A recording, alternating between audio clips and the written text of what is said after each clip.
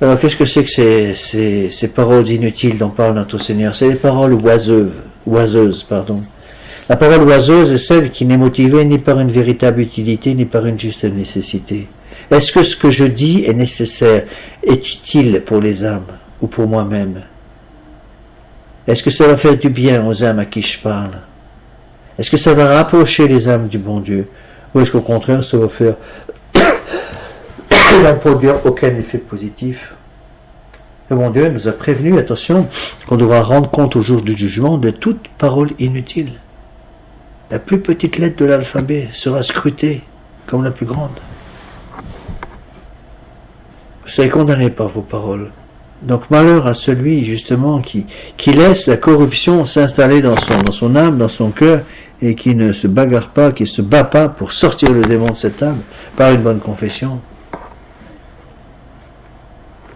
Remarquez que ce jugement n'a rien de trop de sévère, ce jugement de notre Seigneur. Vous serez jugés non point sur ce qu'on aura dit de vous, mais sur ce que vous aurez dit vous-même. Ce ne sont donc pas ceux qui sont accusés qui doivent craindre, mais ceux qui accusent les autres, car personne ne sera forcé de s'accuser du mal qu'il aura entendu et dont il aura été l'objet. Il ne sera responsable que du mal qu'il aura dit lui-même.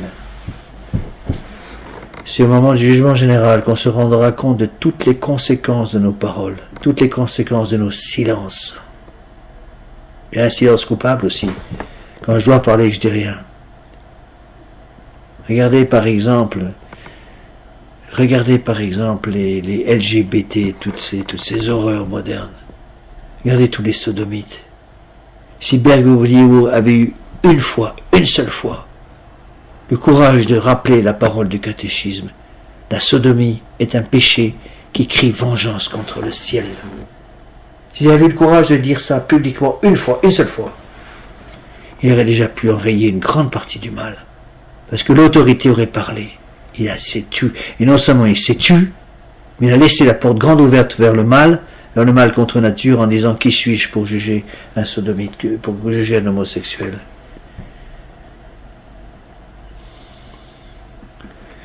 Et là, il y a une parole des pères qui est très belle. La parole comme le temps, les paroles comme le temps, elles s'envolent et ne peuvent être rattrapées.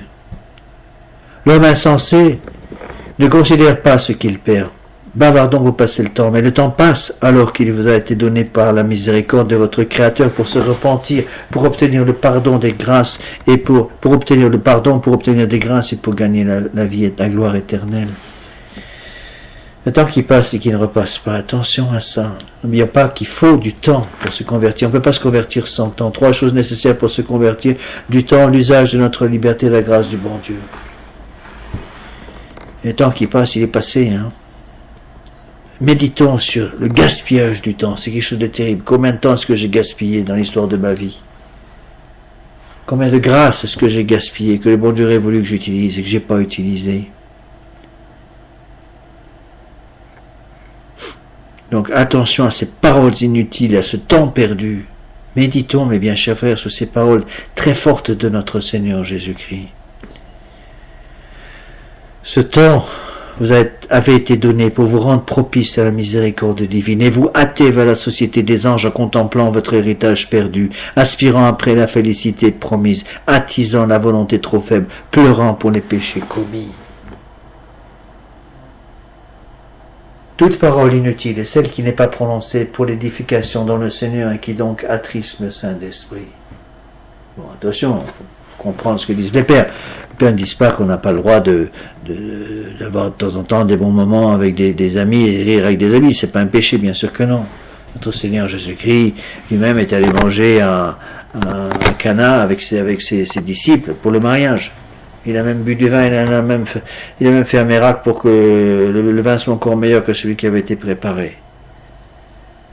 Donc ce qu'il faut maintenant, puisque j'ai trop perdu de temps dans le passé, soit par mes paroles, soit par tout simplement ce temps que j'ai gaspillé, eh bien, il faut maintenant rattraper le temps. Ici un petit exemple que j'ai trouvé chez Cassien, le fondateur de l'église du monastère Saint-Victor en Marseille. Cassien relate que l'abbé Machete, un des pères du désert en Haute-Égypte, il s'endormait quand il entendait des paroles inutiles, mais qu'il était toujours éveillé quand on parlait de choses spirituelles.